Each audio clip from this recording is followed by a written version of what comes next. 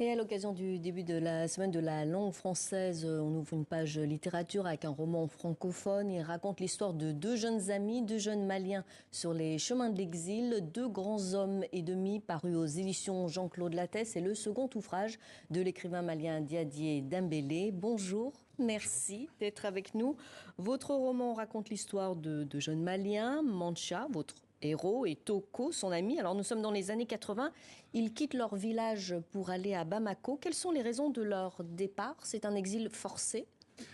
En quelque sorte, pour le narrateur, donc le personnage principal, Mancha, il s'agit là d'un exil forcé. Il part parce que son père, qui a subi en quelque sorte un déclassement social dû à la sécheresse, dû à des programmes d'ajustement structurel, compte sur lui pour qu'il, quelque part, rehausse l'image de la famille. En revanche, son ami Toko est plus quelqu'un qui a une âme d'aventurier, on va dire, qui a vu d'autres partir avant lui, donc qui a la curiosité lui aussi de voyager et de découvrir le monde. Donc ce sont là deux personnes, deux amis d'enfance qui partent, mais pour des raisons différentes. Alors Mancha est donc, on peut le dire, chassé par son père. C'est un personnage central dans votre roman. Son père, il exige qu'il parte, qu'il se marie. Vous expliquez que l'emprise des pères est solide au Mali. Le patriarcat est très présent. Est-ce que pour Mancha, partir, c'est s'affirmer aussi, se rebeller? Quelque part, oui, cela vient dans un second temps, mais dans la première partie, en tout cas, il obéit. C'est-à-dire, aux yeux de la société malienne, désobéir à ses parents, c'est un crime de lèse-majesté, on peut presque dire. On attire vers soi la malédiction, donc il est obligé, quelque part, d'obéir à son père. Mais une fois arrivé en France et qu'il... Oui, parce qu'il part d'abord dans la capitale malienne et après il part pour Paris. Voilà, à Bamako, il travaille dans la quincaillerie de son oncle.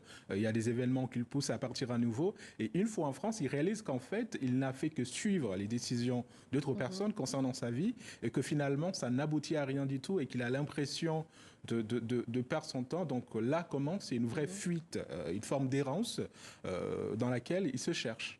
Et quand il arrive à Paris, c'est un peu la désillusion. Il est rejeté alors qu'il veut s'intégrer, il veut apprendre le français avec son ami. Et vous écrivez cette phrase très forte: j'ai donné mes rêves à la France, voilà ce que la France me donne en retour. Le rejet, c'est ce qu'il y a de plus douloureux pour un migrant? C'est très douloureux dans la mesure où il y a des politiques qui existent, donc des règles, des lois. Et, on a souvent tendance à penser que si on fait exactement comme on nous l'a dit, ça doit marcher. C'est qu'évidemment n'est pas tout à fait le cas. Il y a une forme de hasard, de loterie. Certaines personnes entament un parcours d'intégration, malheureusement. Ne sont pas, en tout cas, acceptés soit par les Français, soit par l'État français. Alors Mancha, je le rappelle, raconte leur périple depuis un centre de rétention administrative. Ils souhaitent être régularisés, obtenir des papiers. Est-ce que votre roman a une part d'autobiographie, le fait de vivre loin de chez soi, d'être déraciné? Oui, tout à fait. Je pense que quelque part, oui, je m'identifie à lui dans le fait de l'exil et aussi, j'ai utilisé comme matière aussi certains récits que je peux entendre lorsque je travaillais comme interprète pour une association d'aide aux migrants. Bon, là, le récit est situé dans les années 90, c'est fait exprès pour justement m'éloigner de cette matière assez brûlante, assez douloureuse. Donc oui, quelque part, il y a cette souffrance d'être loin de chez lui, d'avoir son identité qui est quasiment réduite à celui d'étranger, de migrant, alors que par exemple Mancha dans son village, il a une identité. Il a une famille, il a une religion, on sait qui est le fils, mais une fois passé la frontière, il n'est plus que le migrant. Donc c'est une espèce de réduction de l'identité qui est très douloureuse. Alors je rebondis sur ce que vous venez de dire. Vous avez travaillé en tant qu'interprète dans des associations d'aide aux migrants. Vous avez rencontré des personnes sans papier.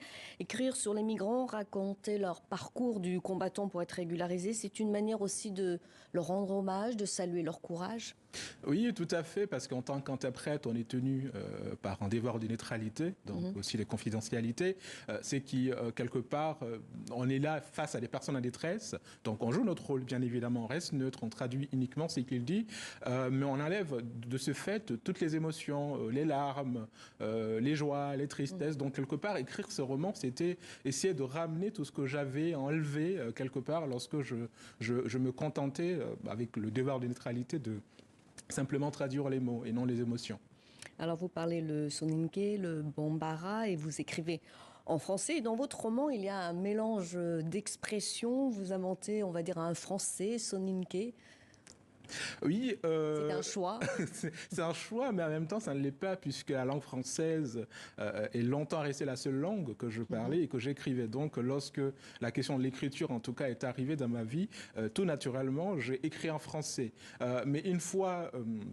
En tout cas, cette action faite dans la vie de tous les jours, lorsque je parle avec des personnes de ma famille, il y a le soninké. Lorsque je parle avec des amis, il y a le bambara ou le malinké. Donc, quelque part, inclure ces deux autres langues dans le français, c'est traduire la réalité de ce que je vis au quotidien dans la littérature. Et comme on peut aussi le voir dans d'autres grandes villes africaines comme Kinshasa ou Abidjan. Il y a aussi une sorte de français qui s'est créé en fait. Là en France, dans les siècles précédents, il y avait le latin vulgaire. Bon, je ne vais pas parler de français vulgaire, mais il y a un français qui s'est créé à partir de la langue française classique, mais aussi à partir d'autres langues qui circulent dans l'espace francophone. Je vous remercie beaucoup pour cet entretien, Diadier Dembélé. Je rappelle le titre de votre très bel ouvrage, Deux grands hommes et demi. Merci pour cet entretien.